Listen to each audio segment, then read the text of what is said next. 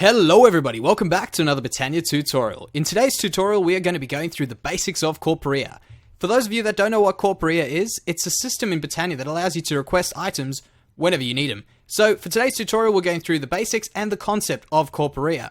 Without further ado, let's get to it. So for starters, let's go through a quick explanation of what Corporea is and why I think most people get a bit confused with it. So what Corporea is it's a whole system of inventories connected to one another wirelessly, and it allows you to request items from those inventories. So when I say inventories, I mean anything that has an inventory basically. So chests, trap chests, dispensers, droppers, hoppers, furnaces, pretty much you name it, it'll work. And the way it works is by taking items from the top of the inventory. So if that makes a bit of sense to you, it'll help, but if not, don't worry about it, it's not too important. The next thing you'll need to know about Corporea is that it's got two main components of it. So you've got these sparks, which are very similar to the normal sparks in Botania, but also very, very different. So you've got your normal Corporea spark, which is this pink spark over here, and we've also got our master Corporea spark, which is this blue one in my hand right now. Now what the pink sparks do is they allow you to connect to each inventory and see what's inside this inventory. So this whole system will now be able to have a look in these inventories. What the blue master Corporea spark does is that allows you to connect to all those inventories. So we'll place a chest down because every spark has to be on an inventory, and now this whole system should be connected to each other because this blue spark designates that this is one whole system. So we can use the Wand of the Forest just like normal sparks to see when they're all connected. So we'll right click on that, and you can see that all of these get this nice line through to each one of these connected in the inventory.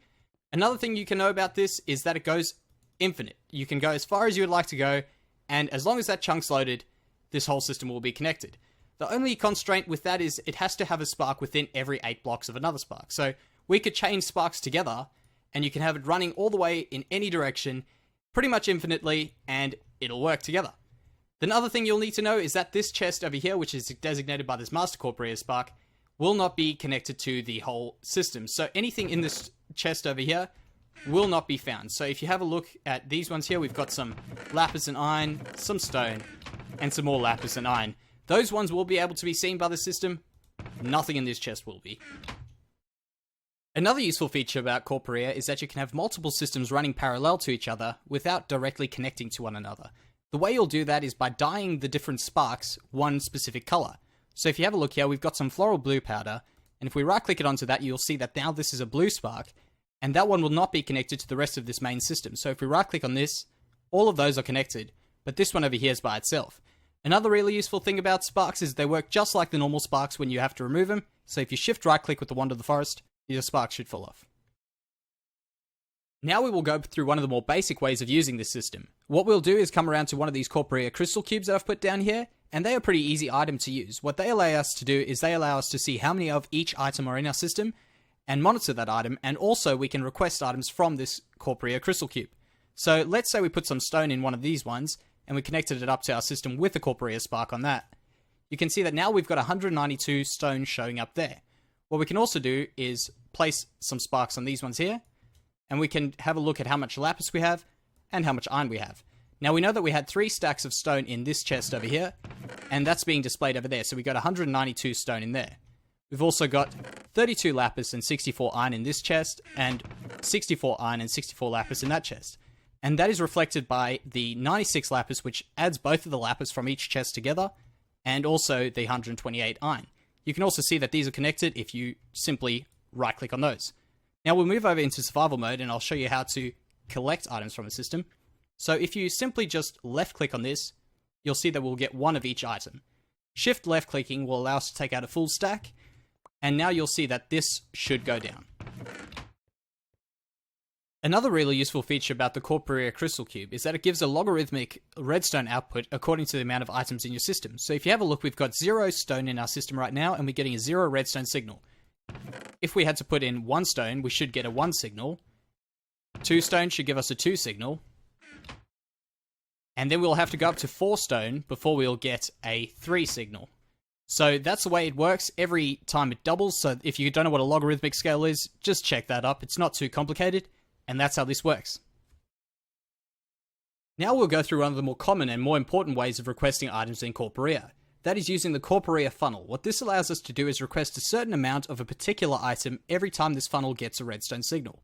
So the way this works is by normally connecting it to your system with the Corporea Spark, And if you have a look there, we've now got no item designated on that, so when we give it a redstone signal, no items come out. So we have to do this just like a normal hopper hock would by saying what item this can grab. So if we place an item frame on that, and then we place stone in the item frame, we're now requesting stone.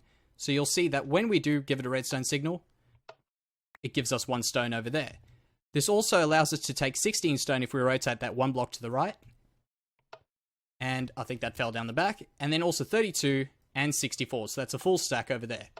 It comes up with a little particle effect on the top. And when we don't have an inventory below it or 2 blocks below it, it'll just place it on the block above it. Now, as I said there, we can place it in inventory below it. So if we had 1 chest below that there, you can see we can't open the chest. So this comes really useful if we had a dispenser or anything of that nature. And we can just connect this one up to show you exactly how that works, just like what we did on the other one. So if we place some stone in that, request 1 stone, and we should have 1 stone in there. And it also requests 2 blocks down. So if we connect this one up just like we've done before, place some stone in there, now we should be able to get 1 item in the chest there. Another really cool function of Corporea, which you're probably looking for, is this Corpore Index. What this allows us to do is connect up to all of our inventories, and using our chat, we can request whatever item we would like out of those inventories, and we can also see how many are in those inventories. So what we do is we connect this up just using a Corporea spark like that, and you can see that's now connected to all these inventories, and then we can go approach it, and you can see that these red sparks come around us. What they allow us to do now is use our chat to request whatever item we would like. So let's say we wanted 1 stone. We could say stone, and we'll get 1 stone out of that. We could also say 2 stone, and we'll get 2 stone out of that. We could even say 2 stones, and it'll pick up that we've used a plural and still work. We could also say, for instance, a stack of stone. That'll give us a stack of stone. We could also do that for 2 stacks of stone. And I don't know whether that'll work, but that works as well. So you could use just 2 stack of stone. We could also say, for instance, this. Well, if we were over our lapis, we could say this, and it'll request 1 lapis from our inventory. We could also say, for instance, we wanted to say 2 times this. That'll request 2 times of the item that we have in our hand. There's so many other ways you can do this, so just have a look in the lexica for what else we can do. You can also auto-complete things. So for instance, I went STO, I could press tab, that'll bring up stone, and we can request 1 stone. Now, if you had NEI installed, there's also some pretty cool functions you can use in that. So provided you're in this area, you can go into NEI, and because we're in creative, if I clicked any of these items, they would come into our inventory. So I'll just tell you what's happened. So say for instance, you were in this inventory here, or you're over here, and you press C, you'll see that we'll request 1 stone from our inventories into our inventory here. So we can do that over there.